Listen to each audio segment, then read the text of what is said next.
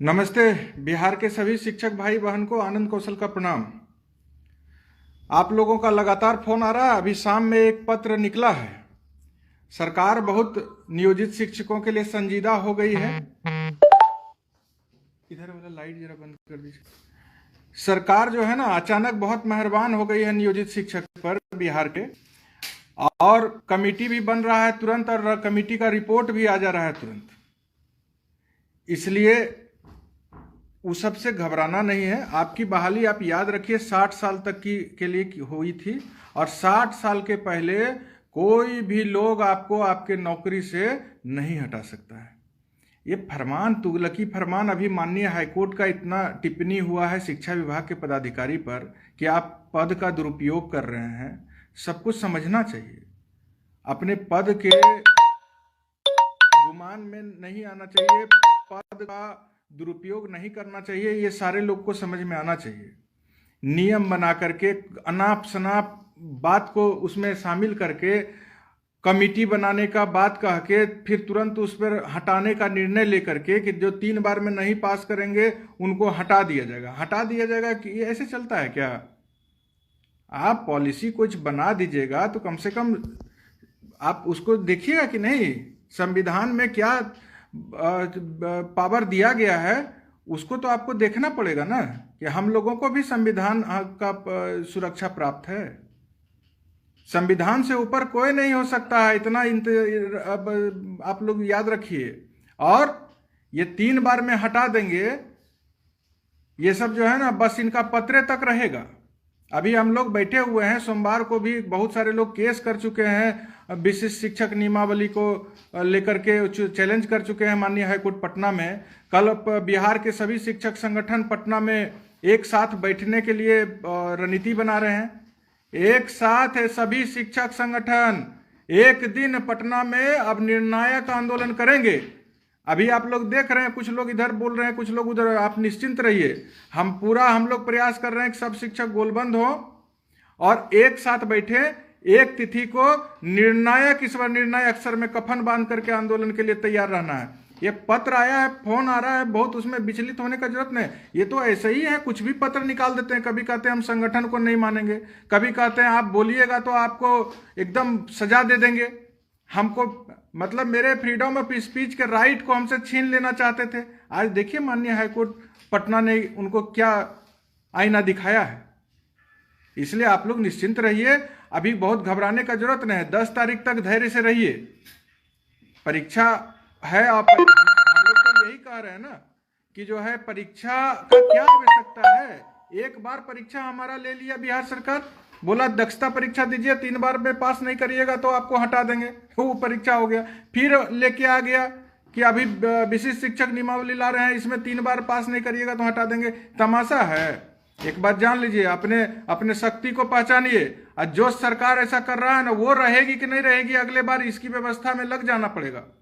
इसलिए कहीं चिंता का बात नहीं है। जो कोई लोग आपको इस तरह से परेशान करने के मंशा से नियम कानून बना रहा है, उन लोगों को मुंहतोड़ जवाब देने के लिए तैयार है। अब परेशान मत होइए, घबराइए मत। कोई भी आपको 60 साल तक की जो नौकरी है उससे हटा नहीं सकता है। बहुत सारे लोग कोर्ट भी गए हैं, हम लोग भी कोर्ट के लिए अपना याचिका दायर कर रहे हैं। तो जहां तक है न्यायपालिका के पास लोग जा रहे हैं, सब लोग इस विचार से न्यायपालिका के पास जा रहे हैं। हम सबसे अपील कर रहे हैं कि जो लोग भी न्यायालय गए हैं वो सब एक दूसरे को मदद करिए, एक ग्राउंड के साथ न्यायालय में बढ़िए। और एक डेट में गर्दनीबाग पटना विधानसभा के समक्ष महाधरना का ऐलान होना चाहिए। तो कल इसके लिए बैठक हो गई है, सब हम लोग पटना में डटे हुए हैं।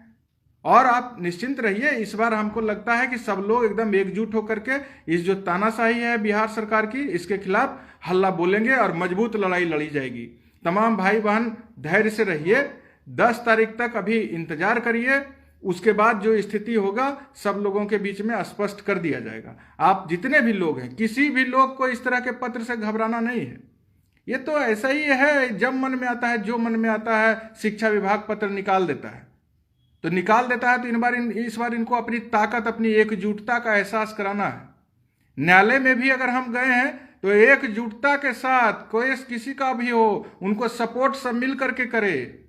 कौन सा ऐसा सुप्रीम कोर्ट का आदेश है, कौन सा ऐसा हाई कोर्ट का आदेश है, कौन सा ऐसा नियम कानून है जो इस केस में हमको मदद करेगा, वह सब एक दूसरे से शेयर कीजिए और मिलजुल करके हाई कोर्ट में भी लड़िए और मिलजुल करके सड़क की भी आंदोलन को हम लोग लड़ें और मजबूत। सब विशिष्ट शिक्षक नियमावली, इनको कोई परीक्षा नहीं होनी चाहिए।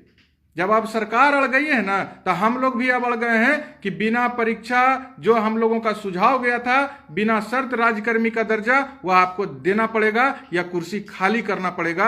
यही अब हो जाएगा आर पार की लड़ाई। तो सर में कफन बांधिए। मेरी बहनों का बहुत फोन आ रहा है कि सीबीटी मोड में एग्जाम, बीपीएससी वाला सिलेबस। अरे यार, माननीय मुख्यमंत्री जी 9वीं बार मुख्यमंत्री बने हैं, तब बधाई दे रहे हैं, लेकिन इस तरह से क्या हो गया?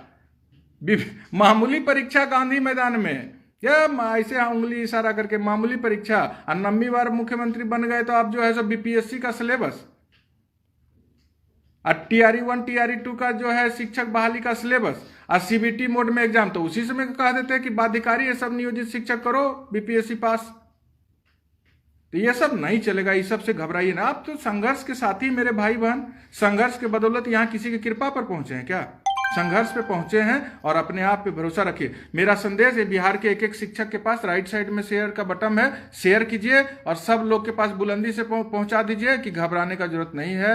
पटना में हम लोग डटे हैं, आर पार के सड़क की लड़ाई की रणनीति बन रही है। एक साथ एक सभी शिक्षक संगठन एक मंच से एक तिथि को आंदोलन का ऐलान करेंगे, यह विश्वास रखिए। और हाईकोर्ट में, माननीय हाईकोर्ट पटना में भी जो हम लोगों किन्हीं का भी केस जा रहा है, उसमें सब लोग मिलजुल करके वहां पर एक दूसरे को मदद करके हाईकोर्ट से भी न्याय पाने के लिए हम लोग पूरा प्रयास करेंगे। अब जब कुछ लोग चले गए हैं कोर्ट में, तो वहां सब लोग को साथ देना ही हमारे हिसाब से बहुत जरूरी है। इसलिए यही सी विचार पर सब लोग आगे बढ़िए। जितने भी भाई बहन लाइव से जुड़े हैं, सारे शिक्षक भाई बहन तक संदेश पहुंचा दीजिए। अभी जो पत्र आया है शिक्षा विभाग के द्वारा, जो कमेटी गठित की गई थी कि 3 बार में हटा देंगे, इससे तनिक भी विचलित नहीं होइए। 60 साल की आपकी नौकरी है और 60 साल तक आप रहेंगे। बस इसी, अभी काम कुछ जरूरी चल रहा था, बीच में पत्र आ गया तो थोड़ा सा बात कर दिए।